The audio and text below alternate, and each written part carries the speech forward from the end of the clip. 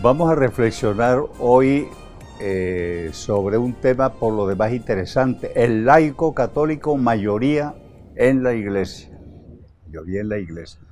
Sobre esto del laico, una cosa primera que pudiéramos hacer nosotros es ir al diccionario de la Real Academia Española y buscar la palabra laico. Ahí da dos acepciones. Una define el laico, el sustantivo, como aquel que no tiene o no ha recibido una función especial dentro de la iglesia, no es un clérigo, no ha recibido ninguna ordenación clerical, es el laico.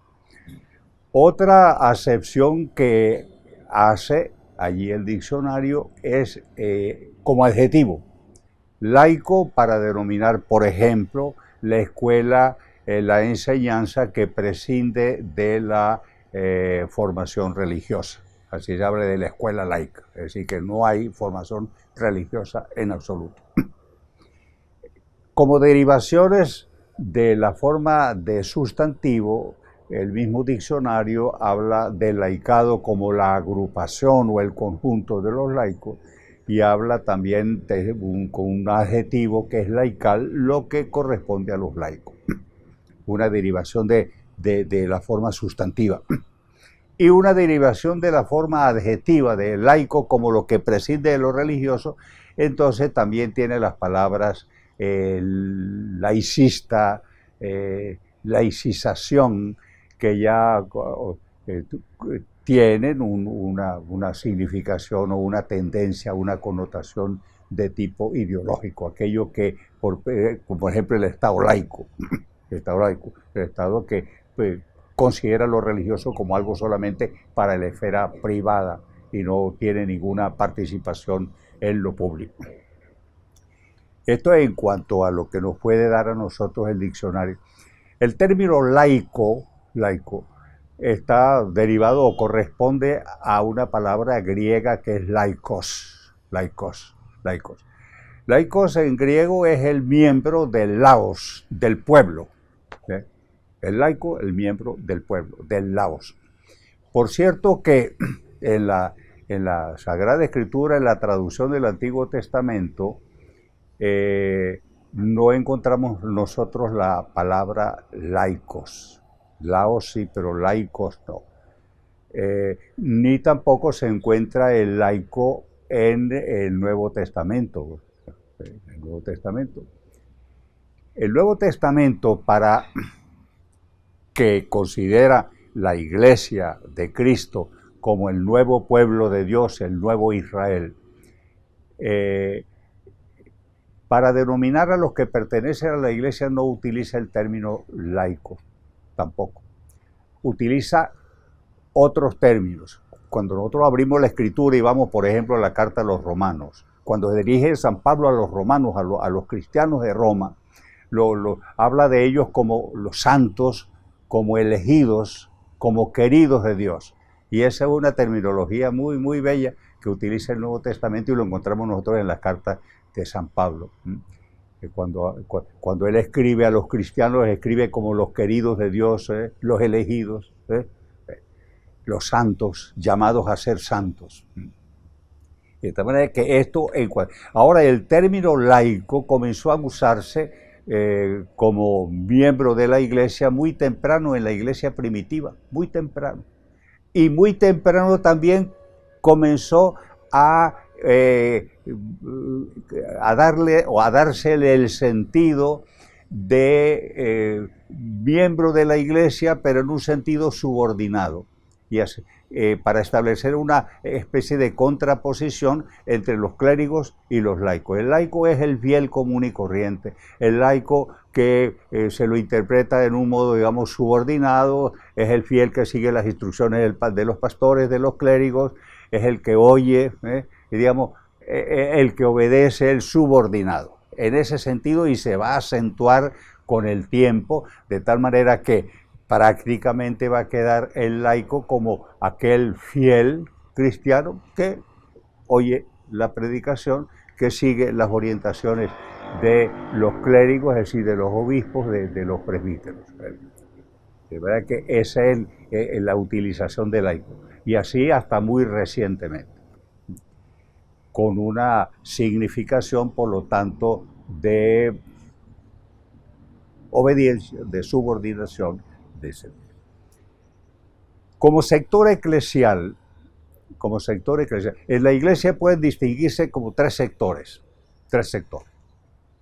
Un sector que es el sector de la jerarquía, el sector de los clérigos, el sector del ministerio ordenado, el sector de la dirigencia pastoral. Ese sector, obispo, presbítero y diácono. La figura que más se conoce en la vida ordinaria del fiel católico es el pastor inmediato, que es el presbítero, que normalmente se lo llama sacerdote. Sobre esto reflexionaremos ulteriormente. Entonces ese es el sector de la jerarquía.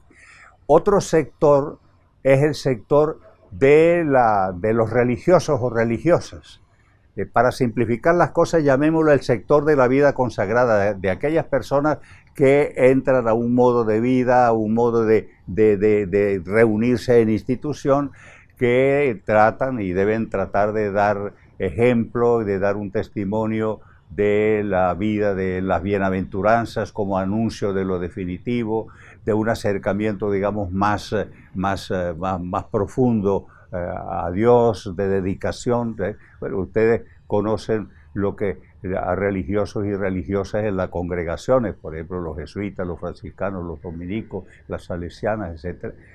Que ese es el sector de lo que se llama los religiosos y religiosas, o que también de vida consagrada. Hay algunos matices en este sentido, pero no nos vamos a meter más en Honduras. Entonces, el sector de los religiosos y religiosas. Y el otro sector es el sector de los laicos, el sector del laicado. El sector del laicado, que viene a ser casi la totalización de la iglesia. La totalización de la iglesia. Si nosotros tomamos la membresía de la iglesia, quienes se dicen católicos, aunque no practiquen o lo que sea, los que se consideran católicos,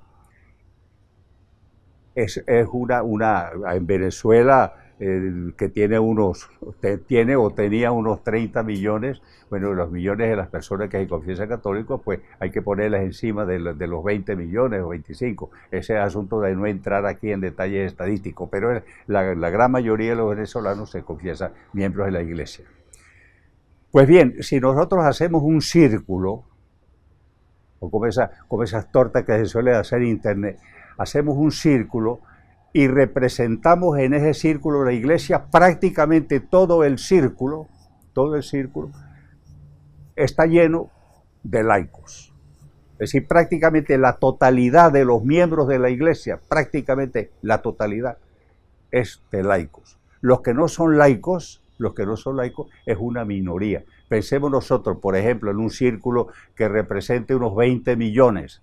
En ese círculo represéntenme ustedes 10.000.